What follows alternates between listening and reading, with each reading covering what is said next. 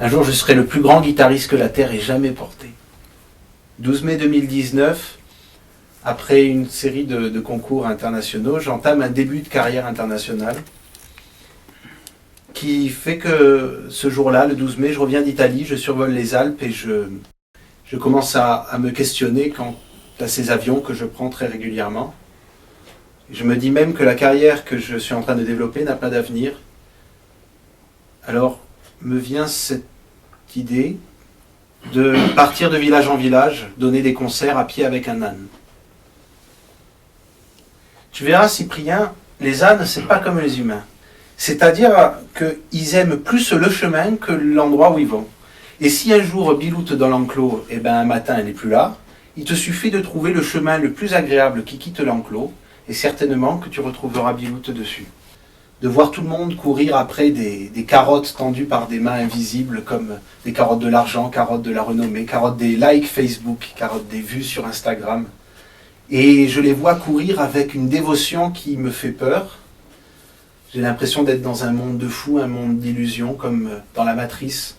Et je finis par me retrouver isolé par rapport à tous mes amis, ma famille, qui sont dans ces courses-là, qui ne me parlent plus. Et de ma position de solitude, je finis par marquer ces brins de folie, les noter, et je vous les ai compilés en musique. Donc voilà des brèves de comptoir, disons, musicales.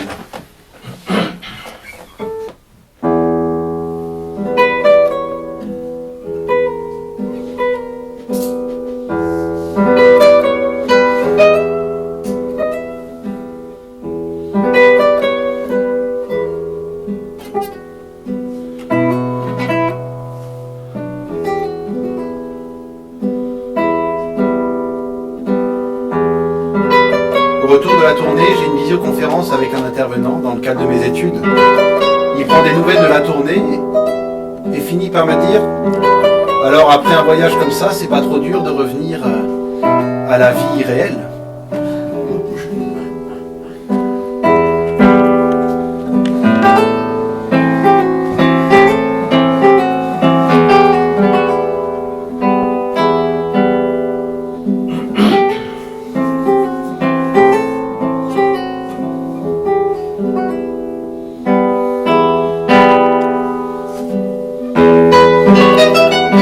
Oh là là, mais pourquoi tu te prends autant la tête? Fais comme tout le monde, t'achètes ta maison, t'as ton crédit et t'es libre.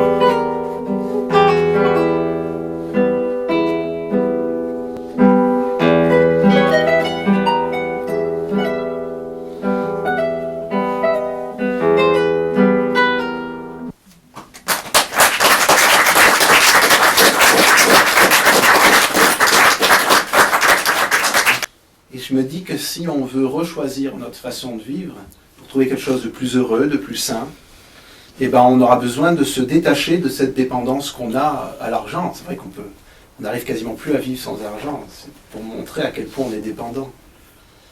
Et donc, je commence à me dire que l'une des solutions, ce serait peut-être de repenser ensemble et de nous réorganiser pour partager les objets, pour partager les connaissances, pour partager les forces vives qu'on a et faire autrement qu'avec cette dépendance-là qu'on a pour l'argent. Et je me dis, tiens, je vais commencer à y travailler Et je choisis les transports en commun, développer les transports en commun. À ce moment-là, je suis de retour à Banon, dans le 04, là-bas, plus loin. Et je me dis, comment est-ce qu'à Banon, on va pouvoir développer les transports en commun? Et je commence à réfléchir. Et il y a une idée qui commence à arriver, mais tout de suite, je suis interrompu par un élève qui rentre dans la salle, et puis un deuxième, et puis la salle qu'il faut nettoyer, ranger, puis après le train qu'il faut prendre pour rentrer, et puis tous les mails qu'il faut envoyer. Et je réalise, semaine après semaine, que finalement, je n'ai pas du tout avancé dans ma réflexion par rapport au transport en commun. C'est-à-dire que je réalise au bout d'un mois que j'ai même plus le temps de penser. Et je regarde autour de moi, et je vois bien que les gens qui ont le temps de penser, globalement, ce sont les retraités, mes amis retraités. Alors je me dis, peut-être qu'il faut que j'attende d'être à la retraite pour pouvoir travailler sur ces questions de bien commun.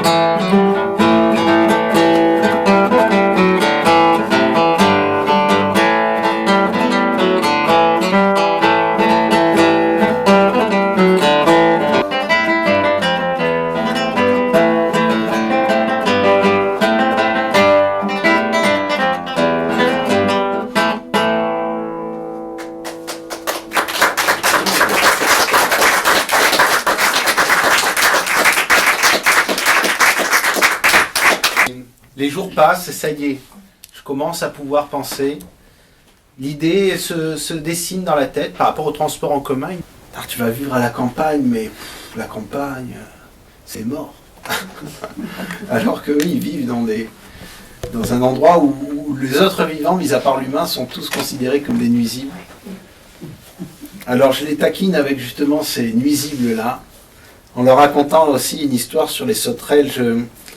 Je leur raconte, j'étais assis à l'extérieur de la maison en train de pratiquer la guitare, et puis je vois à côté de mon pied gauche 2 sauterelles en train de se reproduire. Alors au début, je détourne le regard par pudeur, et puis après je me dis, bon, je peux m'autoriser à regarder ça, on ne voit pas tous les jours ça à Paris. Alors je regarde ce qui se passe, et je vois que la femelle, que je devine être en dessous, fait passer ses pattes postérieures au-dessus de sa tête comme ça, et vient caresser la tête du mâle pendant la reproduction. Et je trouve ça tellement joli que je me dis, si je vais leur jouer un peu de musique, ça donnera peut-être des sauterons du nouveau monde qui se diront que les humains sont chouettes, font de la musique pour nous.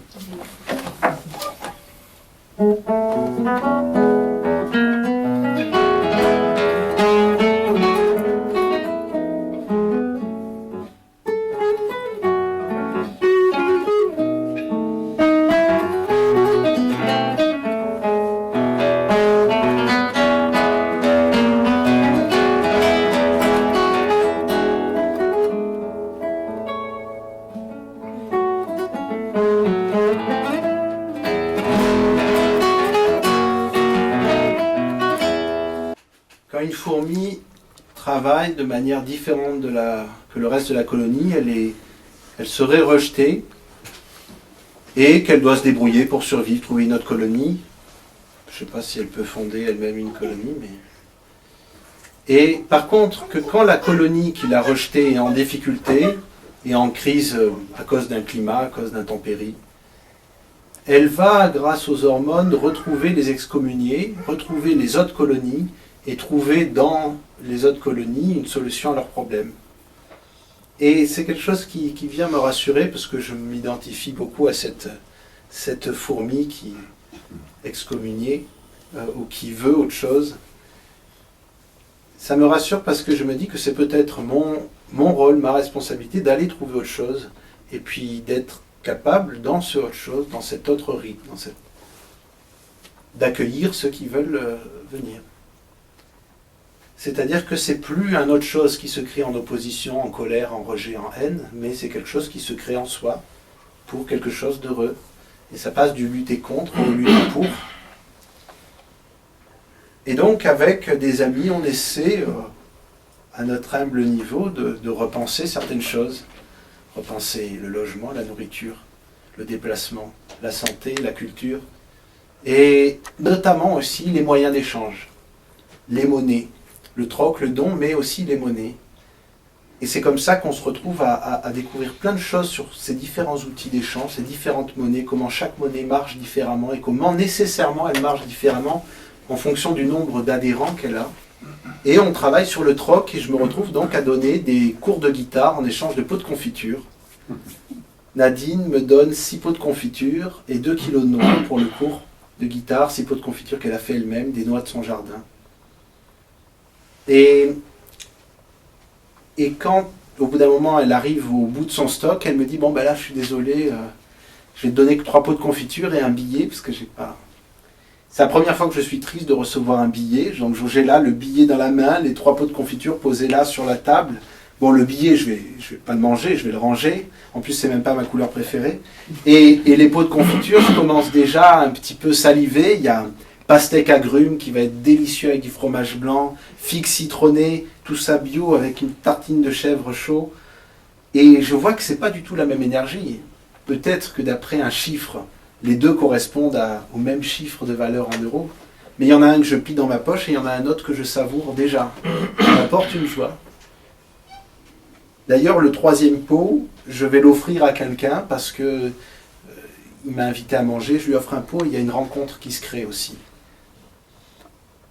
Alors, ça me fait penser à une phrase d'Indien qui dit « Lorsque l'homme blanc aura coupé tous les arbres, lorsque l'homme blanc aura asséché toutes les rivières, lorsque l'homme blanc aura pêché tous les poissons, il se rendra compte que l'argent ne se mange pas. »